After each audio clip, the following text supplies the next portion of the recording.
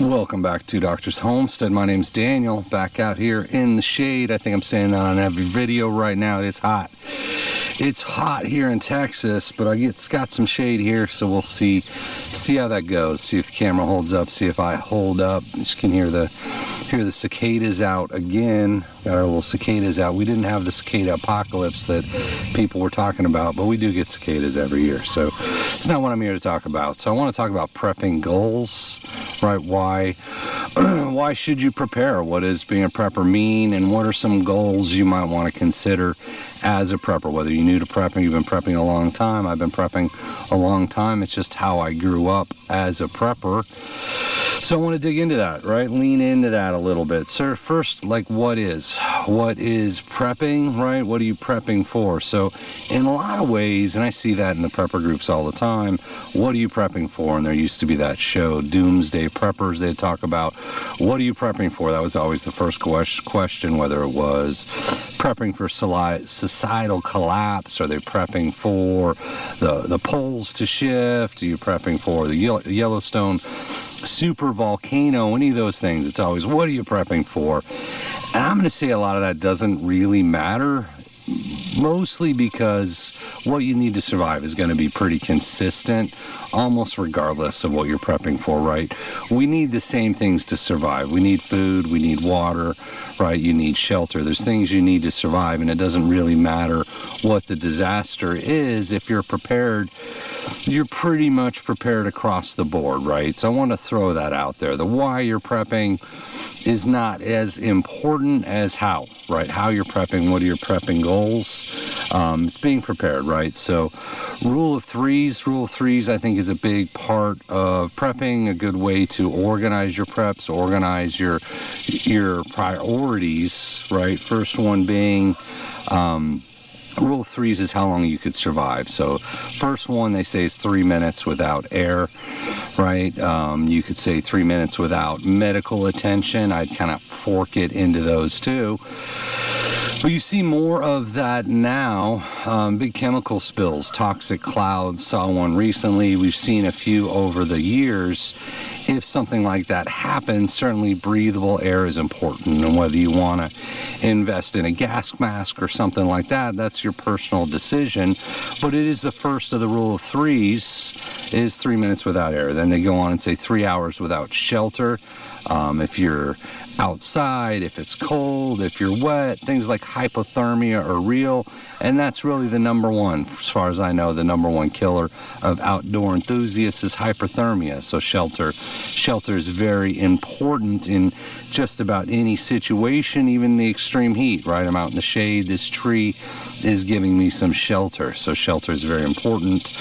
The next rule of three is 3 days without water, so you need water to survive. Whether you saw a story where someone made it 4 days, that's not really the point. The point is you need water to survive, right? As human beings, we need water, right? You need water to survive. You can't always rely on your tap, is sort of what that comes down to if you want to have that prepper mentality. Someone dropped a comment recently saying, we got a boil water warning. That's the first time ever. So you need water, you need clean water to survive. The next rule of threes is 3 weeks. 3 weeks without food. You need food to survive, right? Whether you can survive longer than 3 weeks or 4 weeks or whatever it is, not the point. The point is you need food. You need food to survive. And you can say, and a lot of people do say, I'll just DoorDash, right? I just go to the grocery store. I don't understand. There's always been food at the grocery store. And certainly that is the normal. But when you're a prepper, you're prepping for things to slip outside of the normal. You're prepping for some event, something horrible that might happen that breaks the normal, breaks the status quo, right? And there are a lot of events we could list out that might happen that might break the status quo.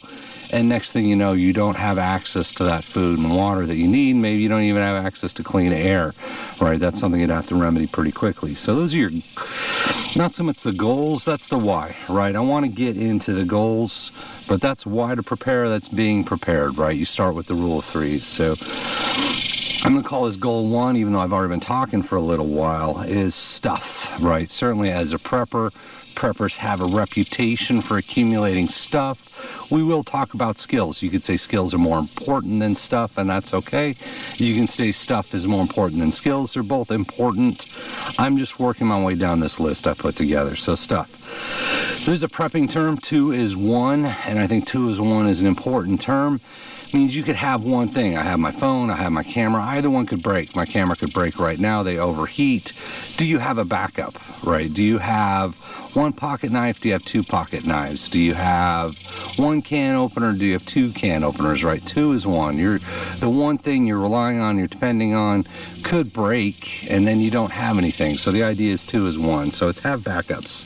Have backups for food, have backups for your water, have backups for medical supplies, backup shelter, maybe a gas mask, personal protection.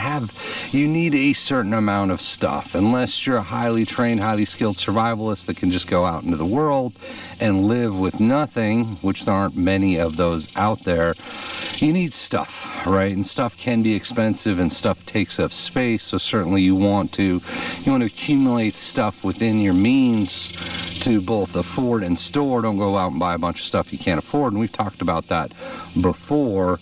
But goal 1 is having backups, having some level of food stashed away, some level of water stashed away, whatever you're comfortable with. Evaluate it, figure it out, but certainly as a prepper, having stuff kind of falls under one of those goals. Then the next one is skills and training. Certainly skills can be as good as stuff, if not better, depending on the situation. So I've got a list of some skills you might want to think about, and certainly my first one on the list was first aid. First aid is important. Medical emergencies happen, whether it's a car crash, whether you accidentally cut yourself, whether you fall, whatever it is, all those things can happen. Accidents happen.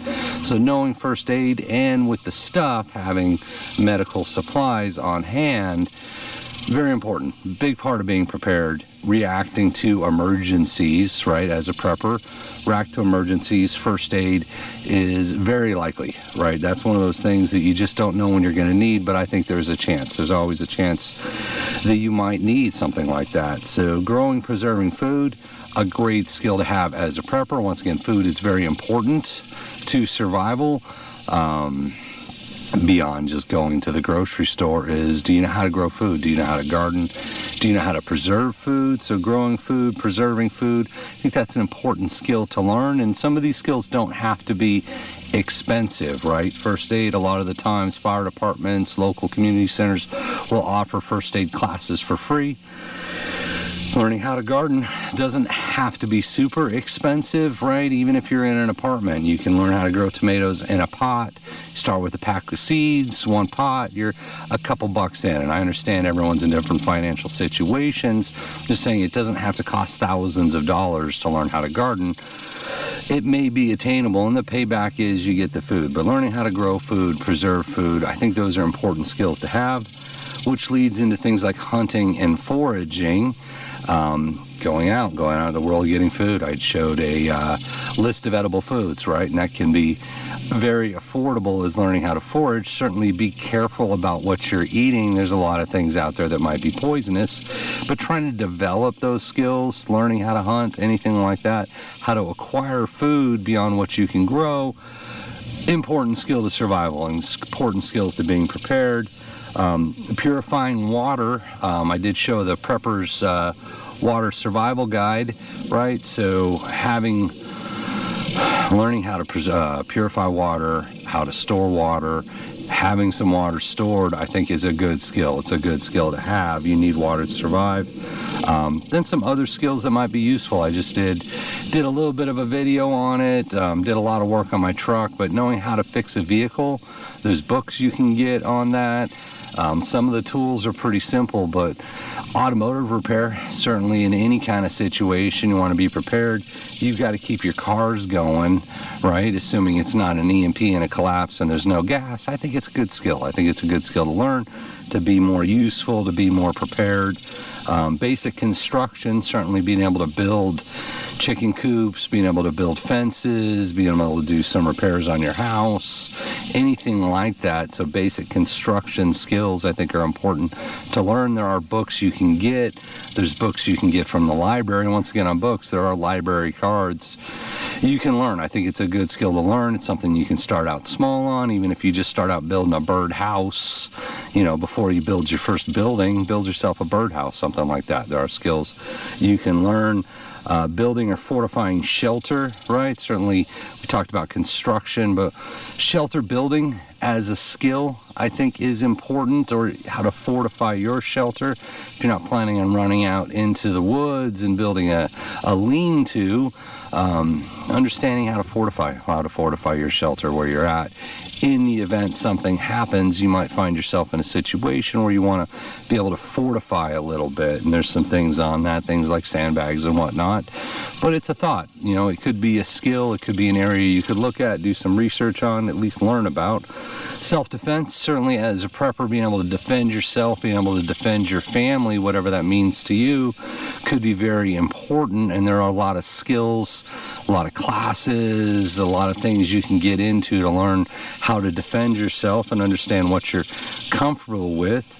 How to raise animals, you know, homesteading, how to raise animals. We're homesteaders. We consider ourselves homesteaders. We got the chickens, we got pigs, we got turkeys. Understanding how to raise animals, how to take care of animals. Certainly even now, it doesn't have to be post-apocalyptic. Getting your own eggs, taking care of chickens, learning how to actually get that next generation of chickens or pigs or whatever it is. But learning how to take care of animals, how to raise animals, I think is a good skill set as a prepper. That's your food acquisition. We talked about bartering in another video, but not so much bartering, but having food, being able to grow food, raise animals. I think those are important skills.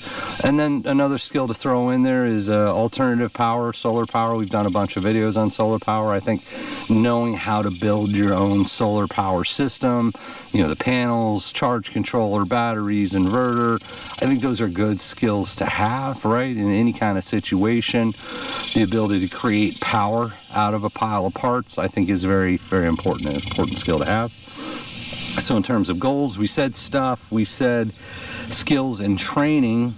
The third goal, self-sufficiency, right? And I'm not just talking about having all the skills, trying to become more self-sufficient. I will admit, I think a lot of people have been saying this on YouTube lately, something like homesteading, it's expensive. It really is. You don't save a lot of money. But if you have the ability, if you can get with a group, try to become more self-sufficient, try to become less dependent on the grid, less dependent on the social norm, less dependent on social norm, becoming more self-sufficient, becoming more self-reliant as a goal. I think that's an important goal in helping you be prepared for anything that may come. So then goal 4, build a community. I think it's important to have a community. I know there's lone wolf preppers, and if you're a lone wolf, you're going to do it on your own, more power to you. But having a community gives you strength in numbers, strength in diversity of skills, strength in having more people in, whether you just need more people to help out in the garden, to build that chicken coop, people to stay and watch at night, whatever it is, growing food, building a community, like-minded community will help with your mental game, your mental well-being, and that's been studied a lot. I'm not making that up. Having a community, having a group is important to your mental health. And then I have my 5th goal, goal 5, move somewhere better. And I know that's certainly easier said than done, but there's a lot of talk on that. You see a lot of people moving out of the cities, a lot of people moving to maybe safer states, safer locations, and moving's huge. I've done it many times in my life. It's big, it's scary, it can be very expensive, certainly life-changing, but it's something to think about. Is if you feel like you're in an area, you know, things like natural disasters, things like crime, if you're in a high crime area, if you're in a place with a lot of natural disasters, whether it's hurricanes, earthquakes, right? It might be time or past time to think about trying to move somewhere, right? And I understand that's very expensive and not always attainable. Housing market is bad right now. I get that. It's something to think about. It's something to have as a goal. Is there are less expensive areas in the country depending where you're at. look at what that would take, right? Set that goal for yourself, is get somewhere better, move yourself, move your family somewhere better, right? It's certainly something to think about. And then on the move somewhere better is nuke survival map. And I'm not saying you should let fear of nuclear war dictate your life, but if you're open on where you're going, there are things like nuke war map you can look at, and there are areas in the country, which happens, we happen to be living in one, that's not a nuclear target, right? That would not get wiped out in a major nuclear war. So I'm not saying that should drive your life decisions, but it's something to think about, right? If you're open, hey, we're going to go somewhere, maybe check it and be like, hey, is that in a nuclear target or not, right? Could make a difference. Not that you want to live your life in fear, right? It could be one checkbox of 100 on where you're going to move to. So wanted to share that. Wanted to give some goals, some ideas around prepping, why you should prep, how you prep, what prepping means, which is really just, it's just being prepared. You know, it's being a Boy Scout, right? Boy Scouts are always prepared. I think that was the Boy Scout motto. I was a Boy Scout, it was a long time ago. I don't know that they are what they used to be. I don't want to guess at what the motto is now. I don't think they're even called the Boy Scouts anymore. But I was a Boy Scout. It's about being prepared, and being a prepper is about being prepared in the event, just in case. And there's a lot of just in case scenarios. There's a lot of people that do a lot of videos on just in case, or on scenarios that may happen right now. And I'm not necessarily going to get into that today. So hope that helps out. As always, thank you for watching, and we appreciate you.